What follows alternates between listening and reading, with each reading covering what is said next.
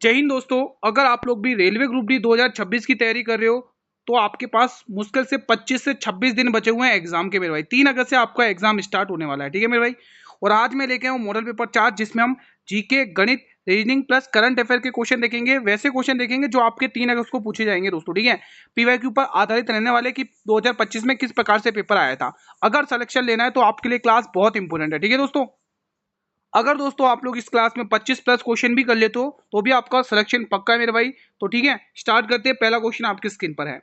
चिकनी अंतर्द्रव्य जालिका डैश के निर्माण में सहायक होती है दोस्तों। किसके सहायक में ये होती है? बहुत ही इंपॉर्टेंट क्वेश्चन है, एक बार बताएंगे तो ये ध्यान रखेंगे, ये लिपिड के निर्माण में सहायक होती है, ठीक है। Option number D. अगला क्वेश्चन देखेंगे, क्वेश्चन नंबर 2। मोहनजोदड़ो में पाई गई दाढ़ी वाले पुरुष की मूर्ति किस सामग्री की बनी होती है? बहुत ही इंपॉर्टेंट, एक बार ये फिर से क्वेश्चन है। देखो दोस्तों, आपको 100 प्रश्न पूछे जाएंगे। कितने प्रश्न पूछे जाएंगे? 100 प्रश्न पूछे जाएंगे दोस्तों, ठीक है। 100 नंबर के पूछे जाएंगे और 1/3 की रहने वाली है नेगेटिव मार्किंग, ठीक है दोस्तों। इस चीज का भी आपको ध्यान में रखना है। तो यहाँ पे दोस्तों देखोगे ऑप्शन नंबर सी पत्थर से बनी सामग्री है। अगला क्वेश्चन देखेंगे, क्वेश्चन नंबर 3 बताइएगा आप लोग। बताइए दोस्तों ये क्वेश्चन। गौतम बुद्ध ने 29 वर्ष की आयु में ग्रह त्याग दिया था। एक क्वेश्चन यहाँ से ये कवर हो चुका है कि गौतम बुद्ध ने 29 वर्ष की आयु में ग्रह त्यागा था। एक क्वेश्चन यहाँ से ये कवर हुआ है, ठीक है। फिर वो कह रहा है कि इस घटना को बौद्ध धर्म में क्या कहा गया। सबसे मोस्ट इंपोर्टेंट क्वेश्चन यहाँ कवर हुआ है कि इस घटना को महाविनिष्क्रमण कहा गया है, ठीक है। अब तीसरा टर्निंग पॉइंट क्या बोला क्वेश्चन है, आप उनका ये बताइए कि पहला उपदेश उन्होंने कहां पर दिया था। मतलब कि 2-3 क्वेश्चन रिवीजन हुआ है कि उन्होंने जो ग्रह त्याग किया था वो 29 वर्ष की आयु में किया था और उस घटना को महाविनिष्क्रमण कहा गया बौद्ध धर्म में, ठीक है। तो हमें यहाँ पर क्या देखना, प्रथम उपदेश कहां पर दिया था? सारनाथ यूपी में दोस्तों। और जो प्रथम उपदेश दिया था उस घटना को बौद्ध धर्म में क्या कहा गया दोस्तों? धर्म चक्र प्रवर्तन। यहीं पर लिखोगे आप लोग, ठीक है। धर्म धर्म चक्र प्रवर्तन, ये क्वेश्चन बहुत बार पूछा गया है एग्जाम में रेलवे के अभी तक, तो आप ये क्वेश्चन ध्यान से रखिएगा, ठीक है। धर्म चक्र प्रवर्तन। देखो रेलवे के जो रिपीटेड क्वेश्चन है वो भी मैंने इसमें इंक्लूड किए हैं, तो आप लोग वीडियो के लास्ट तक बने रहे, एक एक क्वेश्चन को ध्यान से पढ़ें, ठीक है। अगर सिलेक्शन लेना है तो इतना तो करना पड़ेगा मेरे भाई आप लोगों को। डेली ये क्लास इसी टाइम पर आती है 8 बजे। निम्न में से कौन सी जीवन प्रक्रिया किसी जीव के जीवन को बनाए रखने के लिए आवश्यक नहीं है? बहुत ही शानदार क्वेश्चन है भाई, बताइए। तो यहाँ पे आप लोग क्या टिक करोगे? यहाँ पर सही जवाब क्या हो जाएगा मेरे भाई? आप टिक करोगे क्या, बताइए। आप कहोगे गुरु उत्सर्जन, ऑप्शन नंबर डी। अगला क्वेश्चन। भारत में प्रथम रेलवे लाइन 1853 में बंबई से थाने के बीच ब्रिटिश गवर्नर के समय बिठाई, मतलब कौन से ब्रिटिश गवर्नर के समय बिछाई गई थी? तो बंबई से ठाणे, ठीक है। ये आपको ध्यान रखना है। और कितने किलोमीटर चली गई थी किसी को पता है? 34 किलोमीटर, ठीक है मेरे भाई। तो ये आपको ध्यान में रख लेना है। यहाँ पर लिखोगे 34 किलोमीटर अगर पूछ ले तो उस समय गवर्नर कौन था ये आपसे क्वेश्चन ने पूछा है। तो यहाँ पे आप टिक करोगे डलहौजी दोस्तों। कौन है था दोस्तों? डलहौजी, आपको टिक कर लेना है, ठीक है। ये वाला क्वेश्चन बताइए। क्वेश्चन नंबर 6 का आंसर बताएंगे आप लोग कमेंट के माध्यम से। क्वेश्चन कह रहा है साम चकेवा बिहार के मिथिला क्षेत्र में मनाया जाता है। एक क्वेश्चन तो यहाँ कवर हुआ है। इसका आयोजन किस महीने में होता है? बेहतरीन क्वेश्चन है भाई। चलिए बताइए, साम चकेवा त्योहार। आप मुझे कमेंट करके बताइए कि जो शिग्मो महोत्सव है, ये शिग्मो महोत्सव किस राज्य का फेमस है? देखते हैं आप लोगों की जीके में कितना दम है। शिग्मो महोत्सव कौन कौन स्टूडेंट बता पाएगा? ठीक है, देखो आप लोगों को जो भी क्वेश्चंस में कमेंट करने के लिए कहता हूँ आप लोग उनके कमेंट किया करो दोस्तों, ठीक है। ताकि दोस्तों हमें भी पता चले कि किन किन स्टूडेंट की अच्छे से तैयारी चल रही है। तो आप लोग क्वेश्चंस के आंसर तो रेस्पॉन्स किया करो कमेंट बॉक्स में। आप लोग एक भी क्वेश्चन के आंसर रेस्पॉन्स नहीं करते हो कमेंट बॉक्स में, ठीक है। बस यही एक शिकायत रहती है मेरी आपसे, ठीक है। तो यहाँ पे डी ऑप्शन आपको टिक करना है, नवंबर महीने में इसका आयोजन होता है। अगला प्रश्न। शेर शाह सूरी का मकबरा इंडो इस्लामिक वास्तुकला शैली का एक उदाहरण है। यह भारत के किस राज्य में स्थित है? बहुत ही महत्वपूर्ण, एक बार फिर से ये क्वेश्चन आ चुका आपके स्क्रीन पर। बताइए दोस्तों। देखो शेर शाह सूरी के 2 युद्ध किसी को पता है दोस्तों? बहुत इंपोर्टेंट। और वो भी युद्ध किसके सामने हुए थे? बाबर के सामने, बाबर के हुमायूं के सामने हुए थे। तो मैं 2 युद्ध के नाम लिख रहा हूं। तो सबसे पहला आप मुझे बताइए, चौसा का युद्ध तो हुआ था, लेकिन कब हुआ था किसी को पता है? चौसा युद्ध हुमायूं और शेरशाह सूरी के बीच में चौसा युद्ध हुआ था। और दूसरा युद्ध होता कन्नौज का युद्ध, जिसको आप बिलग्राम का युद्ध भी कहते हो, कन्नौज युद्ध, ठीक है। तो किसी को इनकी डेट्स पता है भाई? और ये एक चीज कंफर्म याद रखना भाई, इन दोनों युद्ध में कौन हारा था? हार किसकी हुई थी दोनों युद्ध में? हुमायूं दोनों युद्ध में हारा था, शेरशाह दोनों युद्ध जीता था। गुरु हम चौसा के युद्ध की बात करें 1539 में हुआ। वहीं हम कन्नौज या बिलग्राम के युद्ध की बात करें गुरु 1540 में ये युद्ध हुआ है मेरे भाई, ठीक है। तो ये आपको ध्यान में रखना है। सासाराम दोस्तों, हाँ, और शेरशाह सूरी का ही दोस्तों जो मकबरा है मेरे भाई, वो कौन सा, कहां पर है दोस्तों, सासाराम में। कहां पर है, सासाराम में, सासाराम में, ठीक है। और शेरशाह सूरी को ही दोस्तों हजरत आला कहा जाता है। फिलहाल आपको यहाँ पे ए ऑप्शन टिक करना है, बिहार। तो सासाराम कहां पर है, बिहार में है। क्वेश्चन नंबर 8 बताएंगे आप लोग, पुष्पी पादपों में बीजांड के अंदर नर और मादा युग्मकों का संलयन क्या कहलाता है। बेहतरीन क्वेश्चन, एक बार फिर से आपके स्क्रीन पर है, ये बताइए आंसर इसका। सही जवाब हो जाएगा निषेचन। Option number C will be the right answer. Question number 9, भारतीय संविधान के निम्न में से कौन सा अनुच्छेद कुछ मामलों में दोनों सदनों की संयुक्त बैठक के बारे में बात करता है। आपको संयुक्त बैठक के बारे में पूछा मेरे भाई, ध्यान से सुनेंगे। आर्टिकल 76 क्या बताता है, मान्यवादी की बात के एक मान्यवादी होना चाहिए, मान्यवादी, ठीक है। तो यह आर्टिकल काफी चर्चित रहता है, ध्यान रखेंगे। और ये आर्टिकल भी बहुत चर्चित रहता है, धन विधेयक। कौन सा आर्टिकल है, आर्टिकल 110, जिसमें धन विधेयक का उल्लेख है। किसका उल्लेख है, धन विधेयक का, ठीक है। तो यहाँ पे आपको ऑप्शन नंबर ए टिक करना है, आर्टिकल 108। अब आपसे एक क्वेश्चन है, आप पूछिए आर्टिकल 112 के बारे में, कमेंट बॉक्स में बताएंगे, ठीक है। देखो अगर एक ही क्वेश्चन के साथ 3-3 4-4 क्वेश्चन का रिवीजन हो रहा है, तो इससे बेस्ट आपके लिए और कंटेंट क्या हो सकता है, बताइए दोस्तों आप, ठीक है। तो जिसको विश्वास है दोस्तों वो लास्ट तक बने रहे। दोस्तों मैंने अभी 2025 के भी लिए पढ़ाया था, बहुत सारे स्टूडेंट का सिलेक्शन भी हुआ है, ठीक है। तो किस संवैधानिक संशोधन द्वारा मतदान की आयु 21 वर्ष से घटाकर 18 वर्ष कर दी गई है। देखो ये जो संशोधन है ना दोस्तों, ये जो अमेंडमेंट बहुत इंपॉर्टेंट है। देखो इसमें तो दिल्ली को राष्ट्रीय राजधानी का दर्जा दिया गया, दिल्ली को राष्ट्रीय राजधानी का दर्जा दिया गया। मैं पे शॉर्ट में लिख दूं राजधानी, ठीक है। तो ये चीज आप ध्यान रखोगे। और जो 44वां संशोधन है दोस्तों, इसमें संपत्ति के अधिकार को रिमूव कर दिया था, ठीक है। संपत्ति अधिकार, देखो हालांकि मैंने संपत्ति गलत लिखा है, लेकिन आप फिलहाल मात्रा पे ना जाएं, खाली आप समझे कि हाँ संपत्ति के अधिकार को इसमें हटा दिया था। किस आर्टिकल में कर दिया, 370 में लीगल राइट बना दिया था, ठीक है। और ये 42वां संविधान संशोधन बहुत ही इंपॉर्टेंट है, 1976 का। इसी के तहत उस संसद में एक बार संशोधन किया गया और प्रस्तावना में 3 शब्द जोड़े थे। कौन कौन से, समाजवादी, धर्मनिरपेक्ष और अखंडता जैसे शब्दों को जोड़ा गया था। और इसी संशोधन के तहत दोस्तों कितने 10 मौलिक कर्तव्यों को भी जोड़ा गया था। लेकिन जो 11वां मौलिक कर्तव्य था वो आपको 86वें संशोधन के तहत जोड़ता हुआ देखने को मिलेगा। अंग्रेजी वर्णमाला क्रम के आधार पर दी गई श्रृंखला में प्रश्न चिन्ह के स्थान पर क्या आएगा। बहुत ही महत्वपूर्ण ये क्वेश्चन है, बताएंगे आप लोग यहाँ पर क्या आंसर होने वाला है। अगर आप यहाँ पे देखोगे ये 18 है और ये 20 है, यानी 18 से 20 यानी गुरु +2 हो चुका है। फिर यहाँ पे देखोगे 20 से 22 गुरु यहाँ पर भी +2, 22 से 24 गुरु यहाँ पर भी +2। तो 24 में 2 और जोड़ लो, 24 में 2 जोड़ोगे 26, यानी लास्ट में गुरु Z आने वाला है। बस हो चुका आंसर। अच्छा 2 ऑप्शन में Z है क्या, कोई दिक्कत नहीं, हम एक बार और दूसरा तरीका लगा लेंगे। तो हम 2 ऑप्शन तो खत्म करेंगे ना भाई, ठीक है। चलिए और दूसरा तरीका लगाते हैं दोस्तों। यहाँ पर देखोगे दोस्तों, यहाँ पर 15 से 11 -4, 11 से 7, 11 से कितना हुआ 7 4 11, 4 माइनस, और 7 में आप 4 माइनस करोगे कितना आएगा, 3 आएगा। और 3 पे C आता है, मतलब दूसरे नंबर पर C होना चाहिए इन दोनों ऑप्शन में। तो दूसरे नंबर पे C, इसी वाले ऑप्शन में, C वाले ऑप्शन में, ठीक है। चलिए ये प्रश्न बताएंगे, देखते हैं कितना स्टूडेंट आंसर करेगा इस प्रश्न का। देखो यहाँ पर भी 1-2 क्वेश्चन कवर होंगे, ध्यान से सुनना आप लोग। चीनी यात्री फाहियान है, एक चीनी यात्री जिसका नाम है फाहियान।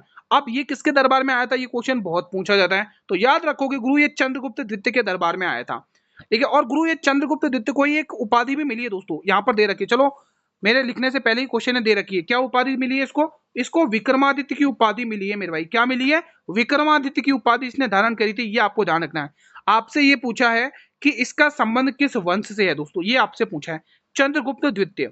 चलिए बताइए इसका संबंध मेरे भाई गुप्त वंश से, ठीक है, ये आपको ध्यान रखना है। देखो चंद्रगुप्त में एक ऐसा शासक था, एक ऐसा राजा था जिसने गद्दी पर बैठते ही दोस्तों राजा रानी के सिक्के चलाए थे, कुमार देवी से विवाह किया था, और गुप्त वंश का वास्तविक संस्थापक माना जाता है। और उसी को दोस्तों महाराजा धीराज कहा जाता है। अब नाम तो बता दो उस राजा का, मैंने इतने हिंट, इतने क्वेश्चन, इतने फैक्ट बता दिए उस राजा से रिलेटेड, तो आप लोग राजा का नाम बताएंगे कमेंट बॉक्स में।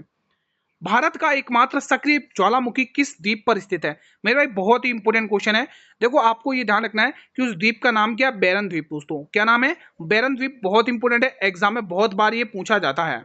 अगला क्वेश्चन देखेंगे, मिनिकॉय द्वीप को मालदीव से कौन सा डिग्री चैनल अलग करता है। शानदार, मिनिकॉय द्वीप को मालदीव से कौन सा चैनल अलग करता है। बेहतरीन क्वेश्चन एक बार फिर से आपके स्क्रीन पर है, देखते हैं कितने स्टूडेंट इसका आंसर करते हैं। तो गुरु इसका आंसर हो जाएगा 8 डिग्री चैनल। क्या टिक करोगे, 8 डिग्री चैनल आपको टिक कर लेना है। अगला क्वेश्चन भी देख लेते हैं, श्री हरिकोटा द्वीप जहां भारत का सतीश धवन अंतरिक्ष केंद्र स्थित है, ये किस राज्य के तट पर स्थित है। शानदार क्वेश्चन एक बार फिर से आपके स्क्रीन पर है। तो गुरु आप यहां पर क्या टिक करोगे, आंध्र प्रदेश। ऑप्शन नंबर सी को लॉक कर लेना है। अगला क्वेश्चन, 25 वस्तुओं का क्रय मूल्य ये 20 वस्तुओं के विक्रय मूल्य के बराबर है, तो आपको लाभ और हानि प्रतिशत पूछा है। दोस्तों ध्यान रखेंगे, इस टाइप की मैंने ट्रिक बताई थी, जहां आपको क्रय मूल्य बोलेगा वहां आपको विक्रय मूल्य मानना है, जहां आपको विक्रय मूल्य बोलेगा वहां आपको क्रय मूल्य मानना है। जब आप इतना कर दोगे तो ये क्वेश्चन में बिल्कुल भी दम नहीं है। उसने बोला 25 वस्तुओं क्रय मूल्य, यानी ये मेरा विक्रय मूल्य है, तो मैंने लिख दिया मेरा 25 रुपए का विक्रय मूल्य है, कोई भी चीज मैंने 25 रुपए में बेच दी है। और यहां पर बोला 20 रुपए का विक्रय मूल्य, तो मैं विक्रय मूल्य को क्या मानूंगा, क्रय मूल्य मान लूंगा, तो 20 रुपए मेरा क्रय मूल्य है। अब आप देख पा रहे होंगे गुरु, आप यहाँ पे सिंप्लीफाई कर लो, 5 की टेबल से 4 बार और 5 की टेबल से 5 बार, तो आप यही तो कहोगे गुरु 1 रुपए का सामान हमने यहाँ पे प्रॉफिट कर लिया, किसके ऊपर, 4 के ऊपर। और 1/4 क्या होता है, आप सभी भली भांति जानते हैं गुरु, 25% का प्रॉफिट होता है। दोस्तों ये ट्रिक मैंने बताई है, पहले भी बताई है, और एक बार फिर से मैंने आपको बता दी है, ठीक है। 2026 में आयोजित आईसीसी मेंस टी20 विश्व कप का फाइनल मुकाबला कहां पर खेला गया था? बहुत ही इंपॉर्टेंट है भाई, कितने स्टूडेंट देंगे इसका आंसर? तो इसका सही जवाब हो जाएगा Narendra Modi stadium, option number C will be the right answer. Question number 18, देखो दोस्तों ये जो क्लास चलती है, अगर आप दोस्तों किसकी मतलब कि जो ग्रेजुएट लेवल का जो CBT 2 है ना दोस्तों, अभी 10 जुलाई को आई थिंक है ना, तो उसके लिए भी क्लास ले सकते हो। एलपी CBT 2 के लिए भी ये क्लास ले सकते हो, जो 28 जुलाई से पेपर है। मार्च 2026 के लिए ICC player of the month का सम्मान किस भारतीय खिलाड़ी ने जीता है? बहुत ही महत्वपूर्ण ये प्रश्न है, बताइए। तो यहां पे आपको टिक करना है संजू सैमसन। क्या टिक करोगे? Sanju Samson, option number C. Question number 19, हाल में ही किस भारतीय महिला क्रिकेटर को BBC Indian sport women of the year से चुना गया है? दोस्तों ये भी एक शानदार सा क्वेश्चन आपके स्क्रीन पर है। तो यहाँ पे आएगा स्मृति मांधना, आरसीबी की कैप्टन है दोस्तों वुमेन्स में, WPL में, ठीक है। अगला क्वेश्चन देखेंगे, मानव मस्तिष्क का कौन सा भाग किसी व्यक्ति के सोचने और सीखने की क्षमताओं को नियंत्रित करता है मेरे भाई? शानदार। तो जवाब आएगा प्रमस्तिष्क, यानी कि आपको यहाँ पे ऑप्शन नंबर बी टिक कर लेना है। अगला क्वेश्चन भी देखेंगे, संथाल विद्रोह जो कि 1855 से लेकर 1856 के बीच में हुआ था, इसका नेतृत्व किसने किया था? यह भी एक शानदार क्वेश्चन है।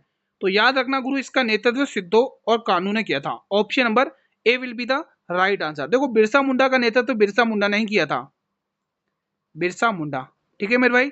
चलिए अगला क्वेश्चन आपके स्क्रीन पर आने जा रहा है दोस्तों, ठीक है। एक क्वेश्चन आपसे पूछ लूं क्या? आपसे एक क्वेश्चन है, आप इसका आंसर दीजिए कि जो मोपला विद्रोह हुआ था, मोपला विद्रोह, ये जो मोपला विद्रोह हुआ था ये किस वर्ष में हुआ था? किसी को पता है? देखते हैं आपकी तैयारी कैसी चल रही है, देखते हैं आप सिलेक्शन की ओर हो कि नहीं। एक बार जल्दी से बताइए कि जो मोपला विद्रोह हुआ था वो किस वर्ष में हुआ था, ये क्वेश्चन बताइए।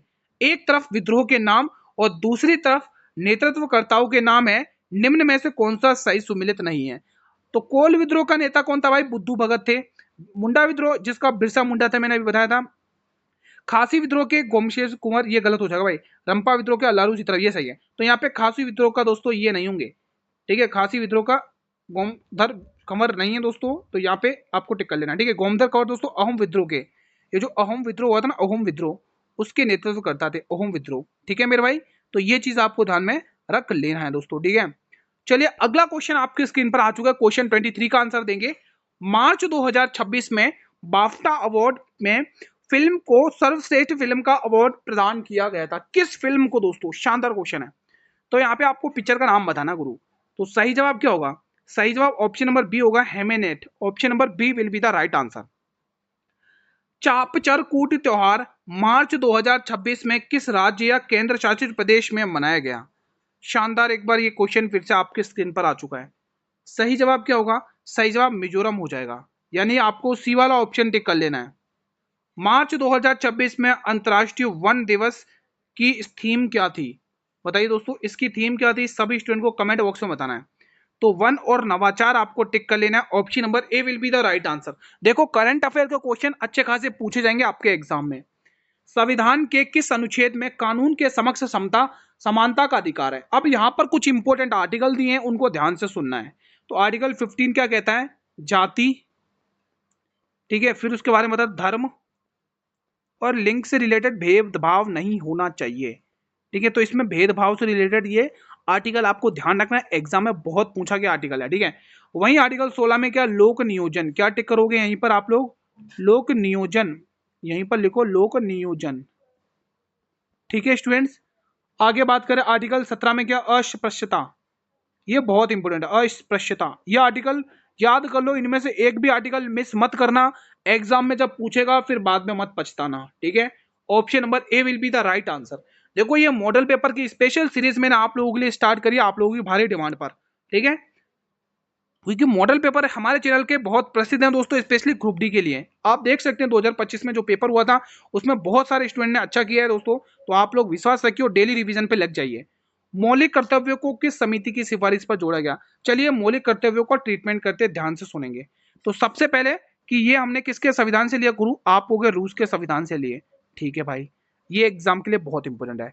और ये किस में है दोस्तों? संविधान के भाग भाग 4A में, ठीक है मेरे भाई, ये ध्यान रखना। और किस समिति की सिफारिश पर? सरदार स्वर्ण सिंह समिति, क्या ध्यान रखोगे? सरदार स्वर्ण सिंह समिति की सिफारिश पर ऐड किए गए थे, ठीक है। अगला क्वेश्चन, एथेनोइक अम्ल एल्कोहल अम्ल के साथ अभिक्रिया करके कौन सा यौगिक बनाता है? इस टाइप के क्वेश्चन बहुत पूछे जाते हैं, बहुत पूछे जाते हैं। तो एस्टर बनाता है। ऑप्शन नंबर ए को आपको टिक कर लेना है। दी गई श्रृंखला में प्रश्नवाचक चिन्ह के स्थान पर क्या आएगा? शानदार, ऐसे क्वेश्चन तो देखते ही पता चल जाते हैं क्या होगा इनका आंसर। 23 से 24, 24 से अगला नंबर 25 आएगा, यानी कि ऑप्शन नंबर डी। ये एक अलग प्रकार की सीरीज है दोस्तों, अल्टरनेट नंबर वाली। 18 से 17 -1, यहाँ पर ऊपर आपको +1 देखने को मिला है ना, इसमें भी -1। फिर अगला नंबर भी देख लेना क्या आएगा दोस्तों, -1 में आएगा, यानी 15 यहाँ पर आएगा और यहाँ पर कितना आएगा, 25 आ जाएगा, है ना। तो ऐसे सीरीज आपको बना लेनी है। Option number D. ये बताइए, अकबर ने फतेहपुर सीकरी में इबादत खाने का निर्माण किस वर्ष में करवाया था? ये क्वेश्चन बहुत इंपॉर्टेंट है। देखो दोस्तों, एक रिक्वेस्ट कर रहा हूं, अगर आप लोग चैनल पर नए विजिट कर रहे हो, पहली बार क्लास को देख रहे हो, तो चैनल को सब्सक्राइब कर लो, बेल नोटिफिकेशन बेल को प्रेस कर लो, ताकि आने वाले हर वीडियो का नोटिफिकेशन मिलता रहे। और ये वाला बटन दबाकर मुझे रेस्पॉन्स कर दो कि क्लास कैसी चल रही है दोस्तों, ठीक है, सब क्लियर है ना। देखो फतेहपुर सीकरी आप बात करेंगे, इसकी स्थापना 1575 में करी थी, और अकबर ने इस फतेहपुर सीकरी को अपनी राजधानी भी बनाया था। इसकी स्थापना अकबर ने गुजरात अभियान के उपलक्ष्य में बनाया था। इसी में दोस्तों आपको इबादत खाना देखने को मिलता है, ठीक है, अकबर का महल, जोधाबाई का महल दोस्तों, और बुलंद दरवाजा देखने को मिलता है इसी में, ठीक है दोस्तों। तो ये चीज आपको ध्यान रखना है। और 1570 में अकबर का नागौर दरबार लगा था। पानीपत का दूसरा युद्ध जो कि 1556 में लड़ा गया था, ये किसके बीच में हुआ था? मेरे भाई पानीपत का जो पहला युद्ध था मेरे भाई, फर्स्ट युद्ध था। अगर ये फर्स्ट युद्ध दोस्तों अगर बाबर हार जाता तो आज हम मुगल नहीं पड़ते, क्योंकि दोस्तों उससे लड़ाई कौन कर रहा था? लोधी वंश का शासक था इब्राहिम लोधी। वो दिल्ली सल्तनत में मारा जाने वाला युद्ध भूमि में पहला सुल्तान बना था, ठीक है। तो पानीपत का जो पहला युद्ध हुआ था 1526 में हुआ था, यहीं से मुगल साम्राज्य की नींव डली थी, ठीक है। वहीं अगर हम सेकंड युद्ध की बात करेंगे जो आपके सामने है, तो मैं डायरेक्ट थर्ड युद्ध लिख रहा हूँ।